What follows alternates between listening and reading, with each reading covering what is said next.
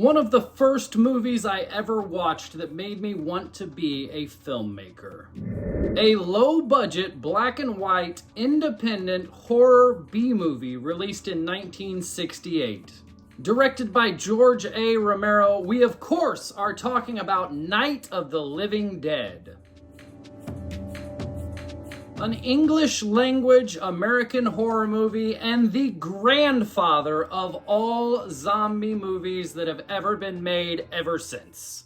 Although suffering from low-budget special effects, poor dialogue, and over-the-top acting, this movie was a revelation to many, many filmmakers and filmmaking as a whole. With a somewhat slower opening sequence, this film, 8 minutes into the movie, hits a fast pacing and never slows down. Despite its many, many flaws, I love this movie, and I have since the first time I watched it when I was 15 years old, 25 years ago. In this video, I want to cover 3 main aspects of the film. First of all, I want to talk about Duane Jones's acting performance, a stellar acting performance. Second, I'd like to talk about the score and how it was scored entirely with library music. And third, we will conclude the video by talking about this feature film. Duane Jones was an African-American actor, and in 1968, you did not cast your lead role with a black actor unless, of course, it was a movie relating to race, as in Sidney Poitier in Guess Who's Coming to Dinner, a movie about race. But other than that, there were no black actors cast as lead roles. Especially when the lead role was cast to slap a white woman and beat up a white guy. Like, it just did not happen. And although this film was released in 1968, at the height of civil rights movement in the United States, his casting as the lead role was not some political statement. His casting was strictly blind casting because he was the best actor they had available. George A. Romero and their production for this movie filmed this movie with a cast and crew of people that they knew in the Pittsburgh area. It wasn't some big movie. It was a low-budget independent film, so they only had this little shallow well to pull from. And by all means, Duane Jones was the best actor that they had at their availability. Although some checks were written, this film, this low-budget independent film, was much more of a passion project for the cast and crew. It was a group of young people who just wanted to make a movie. The dialogue in the script is far from the best, and to be fair, most of the scenes are far overacted by an amateur cast of actors. The 2 standout acting performances were both by Judith O'Dea, playing a nearly catatonic Barbara, and, of course, Duane Jones playing Ben. Ben has no real backstory. He's just there. He doesn't have a timeline of how he got there necessarily. There is a little monologue, but he has no story. You just learn through his acting performance and the words that he say in the dialogue, his character and who he is. You slowly discover the attributes that make Ben the charismatic protagonist that we all root for. Throughout his on-screen portrayal, he displays courage and strength and leadership and morality, and he becomes the guy that we all want to win. The only true backstory for the character is his monologue in the movie, in which he explains what had just happened to him, leading him to the farmhouse. And it is one of the most well-acted scenes in a movie that I've ever watched. Any movie. It is a phenomenal performance. He displays the panic, fear, and dread through his acting performance while telling a haunting story leading up and explaining the experience that they are all witnessing at that moment. It is by far the best acted scene in the entire movie, and I feel strongly, had his performance been in an A movie instead of this B horror movie, it would have won awards. He put on an incredible performance. His monologue is just touching, gripping, enthralling. You do not want to miss it. It is such a great performance and such a majestic piece of acting. The score to this film is phenomenal. It has sentimental string accompaniments when needed. It has climactic action scoring. And in some of the zombie moments, it has this little string kind of alarm going off so that you know the high intensity impact of the moment and in that scene. And like any good score, it lines up visual cues with musical cues so that it all comes together and combines to make one complete picture. It is a phenomenal score. The interesting thing about the score, however, is it is not composed by one composer, which is common, which is normal practice. Instead, the movie is scored by what is called library music. It is pre-recorded samples of music on record that you could license for television and movies. It was a very common practice in the 30s, 40s, and 50s, but by the time 1968 rolled around, almost no one used library music anymore. However, this being an independent B movie, they had to. That was their only option to score the movie. And they did a fantastic job laying in the samples of this score. George A. Romero had a hell of an ear for music and knew exactly what he wanted. And everything about this score ties in perfectly. There is no complaints. It is a very, very good score. And it's done with library music. It is essentially me sampling a song on my iPad and laying it into the backing track. That's what it is.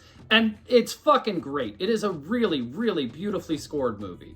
The score accomplishes what any big budget score can do. It accompanies the visuals that you are seeing on screen. It evokes emotion from the audience. And it provides an extra layer of fear and panic during the climactic moments of the movie.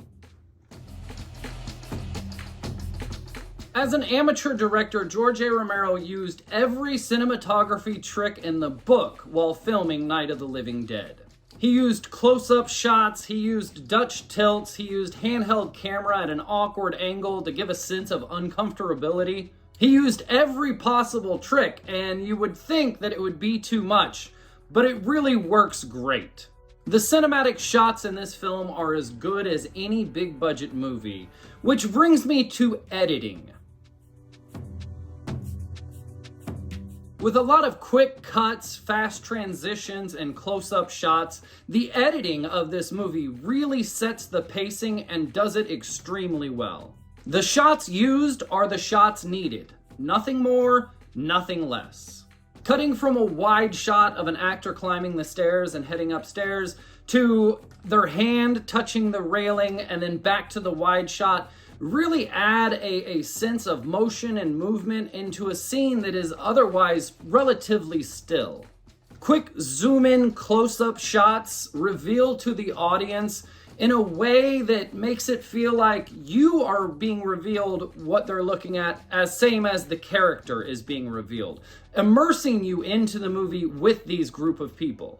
The way the movie blends radio and TV news reports throughout the film gives it another layer of immersion, making it feel like you are with the cast during these events, giving you more of an experience to involve yourself around this cast and these group of people. The editing, the score, the cinematography, the acting performance by Duane Jones, the budget choice to film the movie in black and white, all of this makes for just this incredible experience that has stood the test of time and should not be missed. In my opinion, this is absolutely a must-watch movie. Even almost 60 years later, it still holds the test of time and is still a great picture. There is a scene in the movie where the zombies are chewing on actual raw intestines and what is clearly a beef liver. And although it's a little over the top now, as we've all seen this already, in 1968, this was the first portrayal of just visceral imagery on screen. It was not something that was done. These are real organs. Were bought at a butcher. These are real organs that these people are chewing on in the field. It is a very surreal accompaniment to a movie, because when looking back, now we're all desensitized to this, but when looking back, this was the first ever display of just visceral imagery on film. And when I was 15 years old and I first watched this movie, I remember thinking, like, holy shit, like, that's actually organs. I can see that's intestines. I can tell that that's real stuff. And by God, these extras did not get paid enough to chew on intestines in a field. I can tell you that right now. It seems overwhelming and redundant now. It might even be better if you were to reshoot this movie to not show that scene. I mean, you know what they're doing. But in 1968, this was a revelation. This was the first display and depiction of visceral imagery on a film. It was just abhorrent and appalling and disgusting, and that's what he wanted. And it very much is still that to this day. The whole film was a revelation. I mean, the tropes for zombies that are still used to this day were all born from this film. This is truly the grandfather of all zombie movies. Before this, there were a few zombie movies, but they were like voodoo Haitian zombies. They weren't like this. This was the first portrayal of slow-moving, hunger, just driven enemies that zombies that just want to eat and just want to devour you. And this was the first portrayal. And ever since then, pretty much every single zombie movie has stuck to these tropes. The idea to tie in the reanimation of the zombies to a sci-fi element with NASA's Venus Explorer probe coming back around, coming back to Earth with all this radiation, it's the explanation of why the zombies are coming back to life, and it is truly a really good element to the movie. Adding that little bit of sci-fi in there really just answers questions, squashes concerns, and there, you are in the movie. This is what's happening. It is a really good addition to the film. And in 1968, it was kind of an alarming ramifications of science run amok. Like, what could happen if we're doing all this stuff? It was something to not just this sci-fi element of that, but the sci-fi element of thinking of actual science in real world. What happens when we've gone too far? And in 1968, I can only imagine this was very impactful to this movie. The concept of your own family members turning before you being faced with this decision of killing your own family member because they've turned into a zombie, it's something that was used to scare the audience. It was highly effective and is still highly effective. I just finished the video game The Last of Us, and in that, someone's brother turns into a zombie. He's got to kill him. It's an impending decision. It's you know, Sophie's choice. It is this terrible situation that really, this realism of putting you in that situation and making you think, oh my God, what if my brother became a zombie? It's a very involving storyline to keep the audience attached to this film. I am giving Night of the Living Dead a 9 out of 10 on the must-watch meter. It is a black and white zombie horror B-movie. It might not be for you, but even still, I think you should watch it. It is a revolutionary movie, and it's something that you should watch. Even if that's not your cup of tea, you should at least watch it once. For my jam meter, hands down, when I was 15 years old, I felt the same way. We're giving it a 10 out of 10. I fucking love this movie and have for a very long time. For our rewatchability calendar, super easy. I'm saying once a year. During the Halloween season, the month of October, the week before Halloween, whenever you watch your Halloween movies, this is an easy choice to throw into the list. This is a fantastic horror movie. It is a cinematic journey, and it is, again, a revolution in filmmaking. It is such a good film. I would say easily watch this movie once a year. I have this film on Blu-ray, part of the Criterion CC40 collection, and the Criterion release has an entire disc of special features and extras. It is absolutely worth it going the Criterion collection, and they just released it on 4K. This was one of the films that I wanted to buy on 4K. I probably won't now that I have it on Blu-ray, but even this black and white movie it looked so fucking good in high definition. Now here's the deal. Spoiler alert time. If you haven't watched this movie, or if you haven't watched it in 20 years and you don't quite remember the ending, I am begging you, please shut this video off now, go watch the movie, and then come back and finish it. Because I'm about to ruin the ending. And it is honestly one of the most captivating endings of any movie. It is up there with The Killing by Stanley Kubrick, Reservoir Dogs by Quentin Tarantino, John Carpenter's The Thing. It is an ending that makes the entire reward for the 90 minutes you spent watching this movie pay off. This ending, the ending is an anticlimactic, nihilistic ending that I absolutely love. And it is one of my favorite parts about this entire movie. Spoiler alert, turn off the video if you haven't watched it. The end of the movie, if you probably know since you're still watching this video, he fights off his entire night. He fights off every single zombie that he can. He is joined by 6-7 members and all of them die. All of them have perished. He is the last remaining survivor. And ironically, what the other guy thought was we should trap ourselves in the basement was actually the right plan. Because Ben spends the entire night in the basement waiting to be devoured. He's not sure what's going to happen. That sense of fear of just sitting there and waiting is just a phenomenal, scary feeling to me. That idea of just sitting down in a basement and waiting, not knowing if that door is going to come through. But the end of the movie ties back into the newsreel clips. And he's down there and he starts to hear dogs and he starts to hear police and he starts to hear sirens. And to me, obviously, you're being saved. You are safe. You need to run out and, hey, I'm here. But he's still cautious because he's still in that mode. He's still not sure what's happening. No one is. No one's sure what's going on. So he climbs the stairs, he opens the door, and as he's walking through the living room, he's going very slowly because he's not sure what's going on. In that moment, a sniper pegs him in the head and he dies.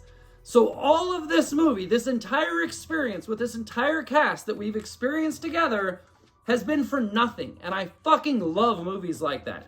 The Thing ends with, well, we're both gonna die. Reservoir Dogs ends with, everyone dies. The Killing ends with, this whole fucking plot was for nothing as all the money is gone.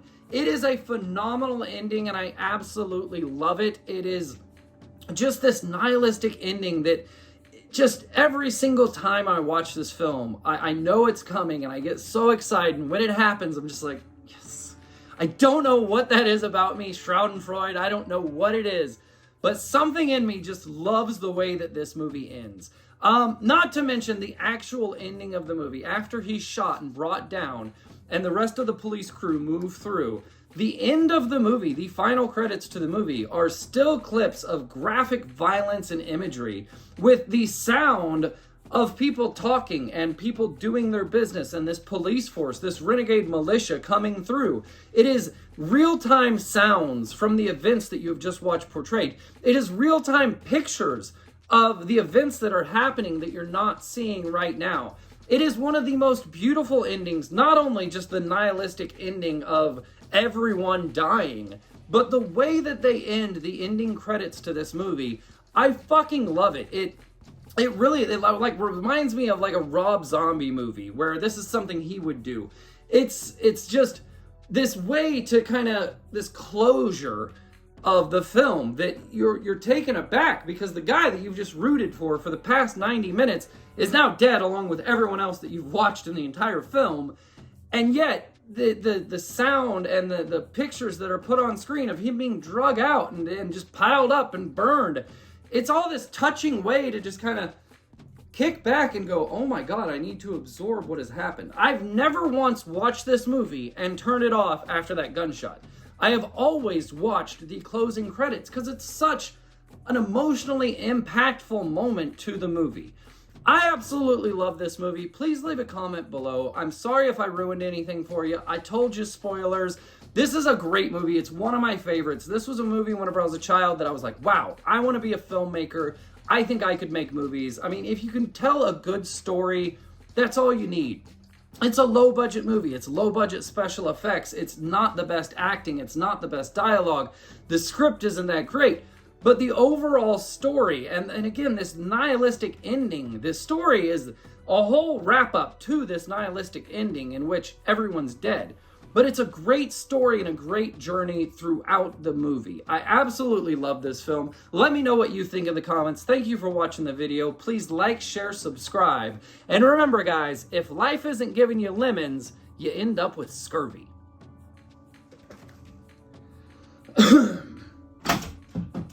What the fuck?